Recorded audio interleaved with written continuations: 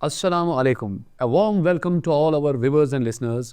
Today on Engineering Talks, we have honor to hosting a truly remarkable personality, Engineer Mohammad Ashraf Fazili Sahab. A celebrated civil engineer, a former chief engineer, a fellow of Institution of Engineers India, a member of prestigious global engineering bodies, Fazili Sahab has served for decades in Jammu and Kashmir. Beyond engineering, he is a prolific author for more than 60 books in his credit, spanning civil engineering, environment, Kashmiri literature, spirituality, and Sufism. His ability to beautifully blend technical wisdom, environmental awareness, and spiritual depth makes him one of the Kashmir's most unique intellect voices. Sir, it is an absolute privilege to have you with us today. We welcome you on the show, sir. Thank you. बिस्मिल्लाहिर्रहमानिर्रहीम नामदू व सल्ली अला रसूलिल करीम नक्श है ना तमाम खूनी जिगर के बगैर नगमा है सौदाए खाम खूनी जिगर के बगैर. This is all engineering. Sir, let us begin with by taking our listeners to back to your early days. What were the influences that or experiences that inspired you to choose civil engineering as your life's path? To start with, I was born in December 1942 on Eid Day. After inviting the prayers of a Sufi saint, preceded by 4 infant deaths of my siblings. Thus, being a precious child, I was brought up with great care. My father, despite being a scholar of Persian and Arabic, had mastered many arts and crafts and possessed many tools of masonry and carpentry, bookbinding, etc.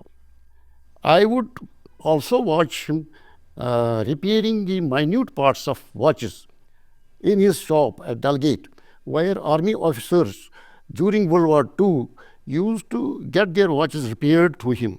In matriculation at MPHS school, I joined the carpentry class for skill development.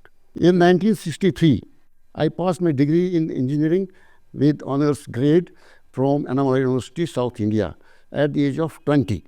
The experience over there has its own long story to tell. Sir, you have served senior roles in Jammu and Kashmir. Is there any project in your lifespan that really, truly shaped you as an engineer? There have been many challenging projects. To name a few, survey of 132 kVA transmission line from Jammu to Srinagar over rugged terrain. 2, working in JKPCC, construction of old grading center and under UNDP. Construction of earthen dam at Pulwama.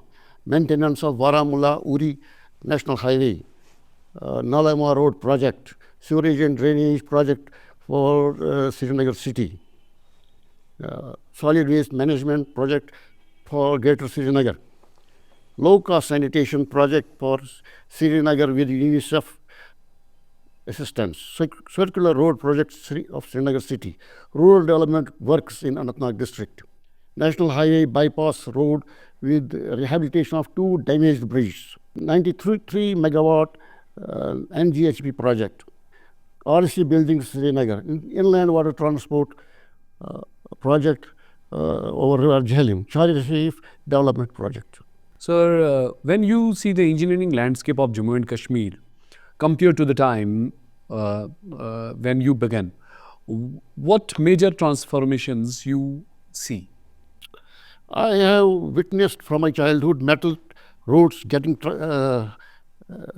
blacktopped, filling of Nalamar road, this canal, and conversion of it into the road.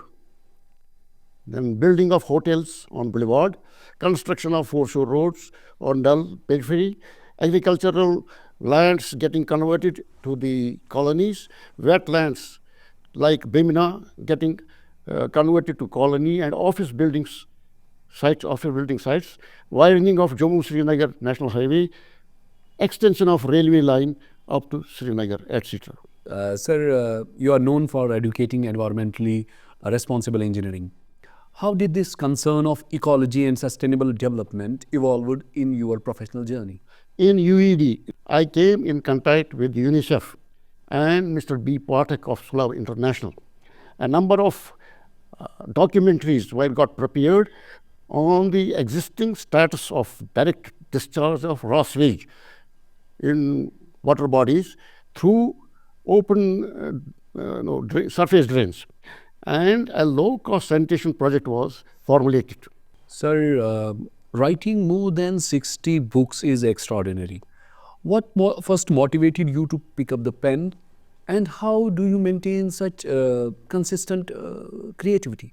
I published most of my papers presented in seminars in various books for preservation for posterity, which mostly pertain to the environment and engineering issues, all dedicated to the engineering fraternity.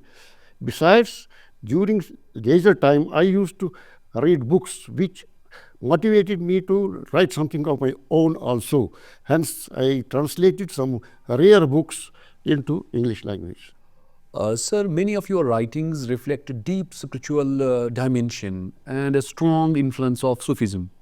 How spiritually, how has spirituality shaped your worldview as an engineer, as a human being?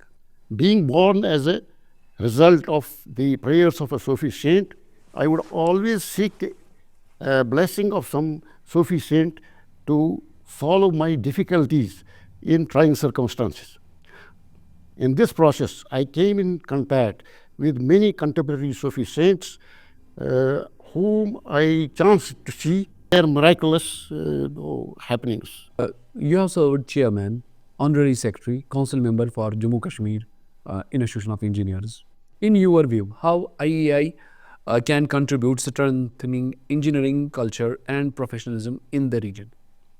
IEI being world's largest body of engineers, it is advisable for all engineers to be its member, to remain in touch with the latest development of the fast changing technology. Sir चूंकि जो आपका tenure रहा है as chairman institution of engineers Jammu Kashmir state centre का, तो उस दौरान उससे पहले ही जो जम्मू कश्मीर को एक ट्रेजिक फ्लड ने घेर रखा था, तो उसके बाद एक जो ये इंस्टीट्यूशन था ये सैलाब के सरजद हुआ था, तो कैसे करके आपने इसको रिवाइव किया, उसके बारे में बताया हमें. हमारा एक स्टोरी जो है ना इंस्टीट्यूशनल इंजीनियर्स का, ये सारा पानी में था. रिगार्डिंग दिस ये गेवल्स ये है ना, ये जैलियम ड्रेजिंग, जैलियम फ्लड्स के लिए एक सेमिनार हमने किया. फिर एनवायरनमेंट पर हमने सेमिनार किए और मास्टर प्लान पर भी एक सेमिनार किया जिसमें हमने मोहम्मद शरीफ पंडित को भी बुलाया था as chief guest. For young and aspiring engineers listening today, what qualities and ethics do you believe that must be cultivated to succeed with dignity in this profession? Never succumb to the wrong dictation of which our predecessors have set an example, like one engineer, Saligram Cole, who refused a lift from the then CM, GM Sadiq Sahab, and continued his walk to the office at REC, and the CM had to wait for him in his office. Sir, in a sensitive region like Jammu and Kashmir, development must be balanced with ecology and safety of environment. What key environmental safeguards should engineer prioritize in this modern day in making the infrastructure projects?